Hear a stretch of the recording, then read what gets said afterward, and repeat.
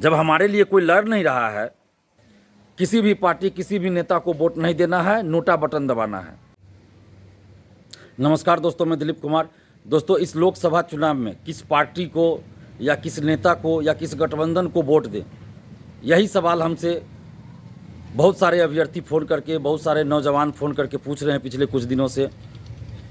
और हम भी ये सोच रहे हैं कि किसको वोट दिया जाए। भाई, हम तो पहले भी बोलते रहे हैं और आज भी बोल रहे हैं कि जब कोई पार्टी या कोई नेता छात्र युवाओं के मुद्दे पे सड़क पे उतर के आंदोलन नहीं कर रहे हैं, ना ही उनके मुद्दे को लेकर कुछ कर रहे हैं, तो फिर हम लोग वोट किसको दें, क्यों दें वोट?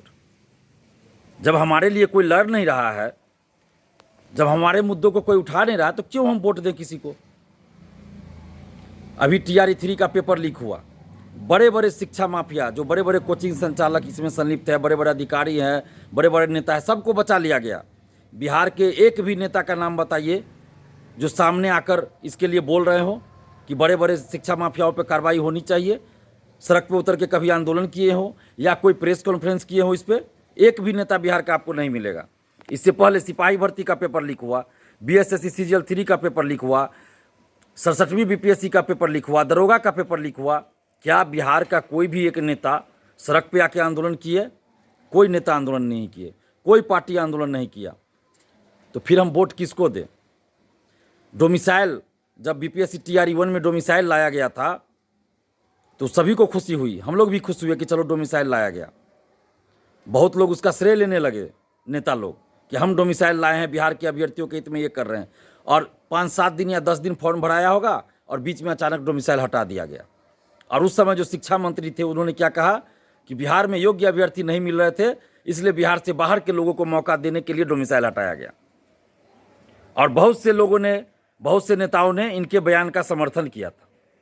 और उस समय सरकार ने, या जिस पार्टी से ये शिक्षा मंत्री थे, जिस पार्टी के ये नेता हैं, उस पार्टी ने भी इनको हटाया नहीं, शिक्षा मंत्री के पद से नहीं हटाया, या इनके बयान का खंडन भी किसी ने नहीं किया, बल्कि इनके बचाव में आ गए कि नहीं, सही बोला गया।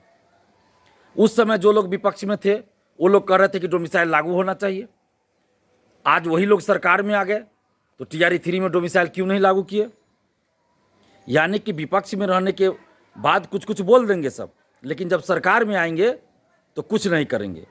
और यहाँ तो विपक्ष में रहने के बाद भी लोग सड़क पर उतर के आंदोलन नहीं करते हैं। आप देखिए ना, पेपर लीक हो, धांधली सेटिंग हो, कोई भी पार्टी या कोई भी नेता सड़क पर उतर के आंदोलन किए हैं क्या? नहीं किए हैं। तो फिर वोट किसको दे हम लोग और क्यों दे? बड़ा सवाल है। नोटा बटन इस बार दबाइए। किसी भी पार्टी किसी भी नेता को वोट नहीं देना है, नोटा बटन दबाना है।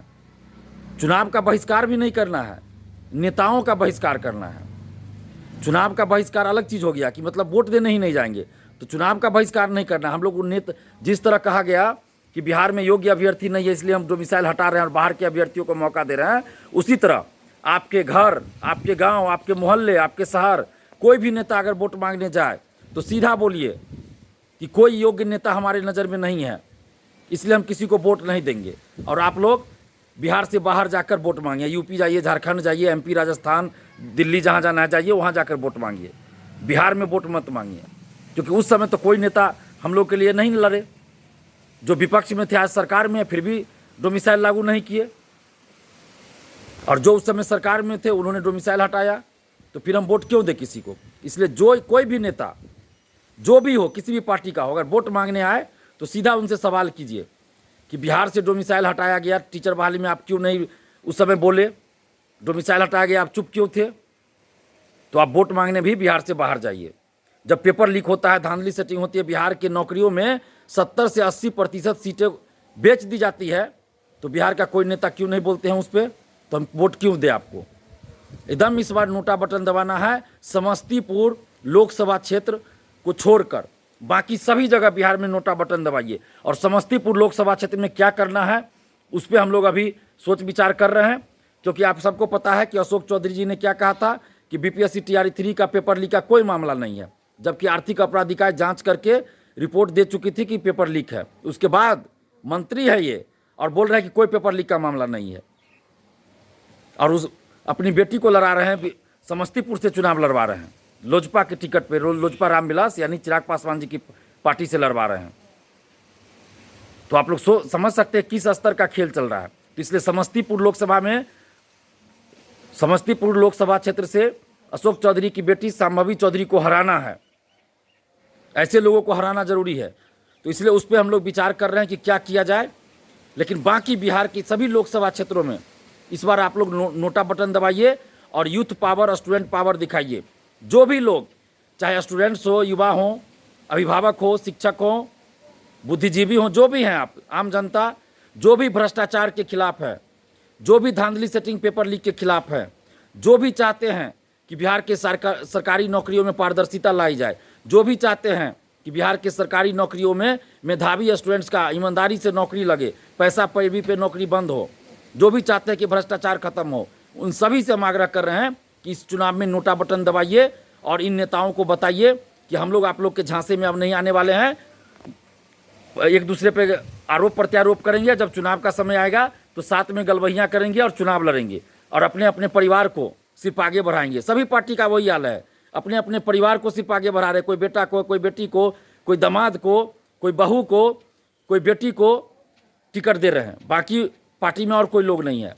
और उसके बाद भी आपके हित से जुड़े मुद्दे को कोई नहीं उठा रहा है। आज भी मैं कह रहा हूँ कि बड़े बड़े नेताओं को, बड़े बड़े अधिकारियों को, बड़े बड़े कोचिंग संचालकों को पेपर लीक में क्यों बचाया जा रहा है। और हर गठबंधन का सरकार बिहार में रहा है, हर पार्टी की सरकार बिहार में रही है और सबकी सरकार में पेपर लीक हुआ है, धांधली सेटिंग हुआ है, लेकिन बड़े बड़े शिक्षा माफियाओं को बचा लिया गया है। तो इसलिए इस बार हम लोग नोटा बटन दबाएंगे और आप सबसे सहयोग की अपील करते हैं कि आप लोग भी नोटा बटन दबाइए और स्टूडेंट पावर, यूथ पावर दिखाइए और भ्रष्टाचार के खिलाफ लड़ाई में हमारा साथ दीजिए। धन्यवाद। जय हिंद।